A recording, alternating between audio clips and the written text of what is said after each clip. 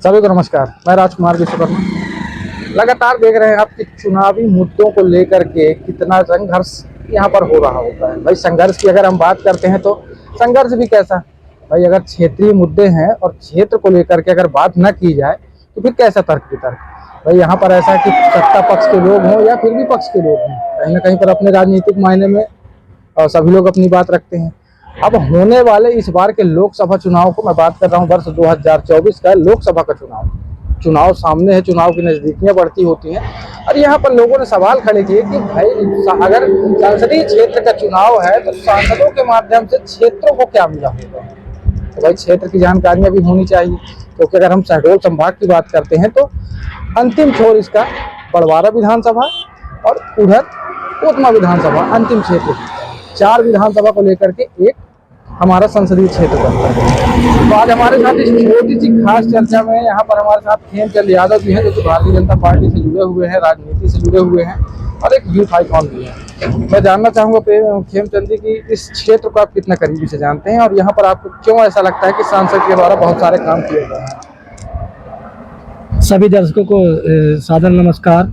मैं आपके माध्यम से बताना चाहूँगा कि शहडोल संसदीय क्षेत्र या जो बड़वारा विधानसभा है, जिले के इकलौती विधानसभा जो कि शहडोल संसदीय क्षेत्र पे आती है, और संसदीय क्षेत्र के अंतर्गत जो बड़वारा विधानसभा है, चहुमुखी विकास इसका हुआ है जब से भारतीय जनता पार्टी की सरकारें आई हैं। और जब से सांसद श्रीमती हिमाद्री सिंह जी जब से यहाँ पर पिछली पंचवर्षीय में जीती, उसके बाद से ही बड़वारा विधानसभा ने जाना कि हाँ कोई सांसद होता है और इतना ज़्यादा विकास हुआ है।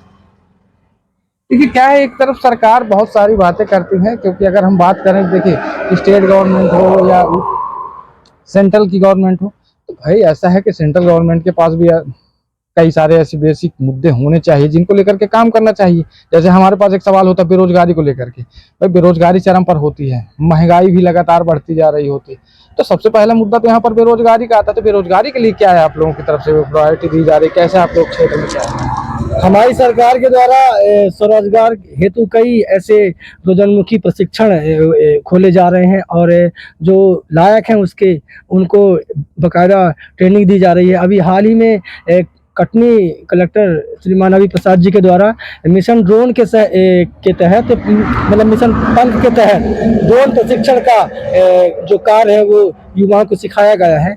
और यदि रोजगार की बात करूं तो हमारी बड़वारा विधानसभा में यह एक औद्योगिक क्षेत्र है। यहाँ पर मुख्य रूप से बिरला व्हाइट, झरेला और जेके प्लांट रूपौन समेत कई ऐसी माइंसें हैं, कई सीमेंट की उद्योग हैं। तो यह जो बड़वारा विधानसभा है यह राजस्व से भरपूर है और उद्योगों से भरपूर है। जो लायक युवा हैं उन्हें बाकायदा रोजगार दिया जा रहा है। और साथ ही आपको बताना चाहेंगे कि जो अभी प्रशिक्षणार्थी हैं उन्हें स्वरोजगार के माध्यम से सरकार उन्हें प्रशिक्षित कर रही है। क्या शिक्षा के क्षेत्र में क्या है नया?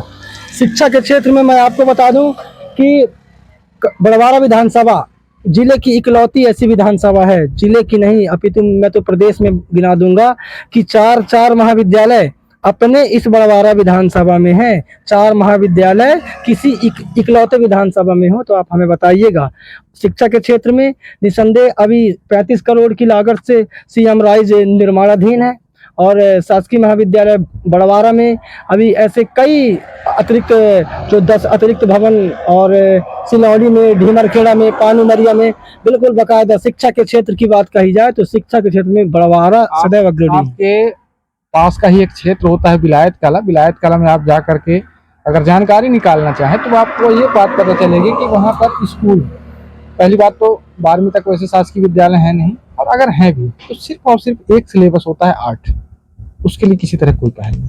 जी, इसके लिए निसंदेह प्रयास किए जा रहे हैं। सभी संकायों की पढ़ाई सभी स्कूलों में सुचारू रूप से जल्द ही शुरू होंगी। किसानों के लिए क्या उपलब्धियां यहाँ पर देखिए, जितना हम इस क्षेत्र को देख पा रहे होते हैं, मैं अपने छोटे से गांव से शुरुआत करता हूँ। वहां पर हमने नहर की मांग कराई और भी कई सारी चीजें थी जो कि कई वर्षों से देखा जा रहा है कि किसी तरह कोई व्यवस्था नहीं होती, क्योंकि अगर नहर होती तो किसानों को अलग सुविधा मिल सकती थी। इसके लिए क्या है आप लोगों को?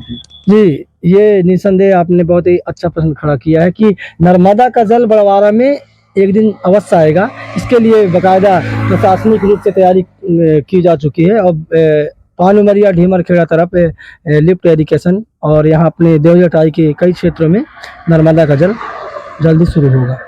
बिजली व्यवस्था कुछ अच्छी नहीं होती है यहाँ पर, जितना मैं देख पा रहा हूँ, क्योंकि जब हम किसी क्षेत्र में रह रहे होते तो हम वहाँ पर की वास्तविकता से भली भांति परिचित होते हैं। तो बिजली व्यवस्थाओं की जो अव्यवस्था है, देखिए आज किसानों के लिए सरकार ने कहा कि हम 8 घंटे बिजली व्यवस्था दे रहे हैं, तो क्या 8 घंटे पर्याप्त है?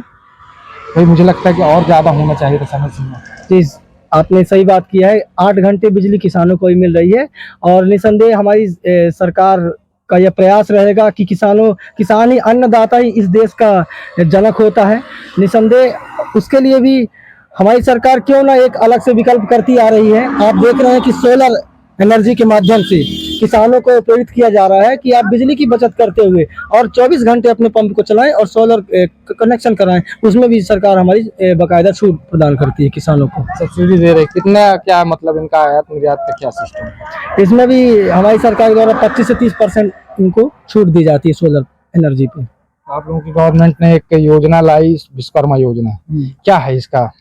देखिए, ये PM-3 विश्वकर्मा योजना जो है, इसमें जो अनपढ़ लोग हैं उन तक को हमारी सरकार 5 लाख तक का लोन दे रही है रोजगार खोलने के लिए, और जो पढ़े लिखे हैं उनके लिए 10-15 लाख 20 लाख ऐसा है। और इससे क्या चाहिए? नहीं, तो अभी तक कुछ ऐसे मामले सामने आए जिनको लेकर के आपको लगता हो कि नहीं ये विश्वकर्मा योजना जो है तो सफलतापूर्वक रही है? निसंदेह अभी भी उसके फार्म भरे जा रहे हैं और उसका बाकायदा अच्छा रिस्पांस मिल रहा है क्षेत्र के युवाओं के द्वारा।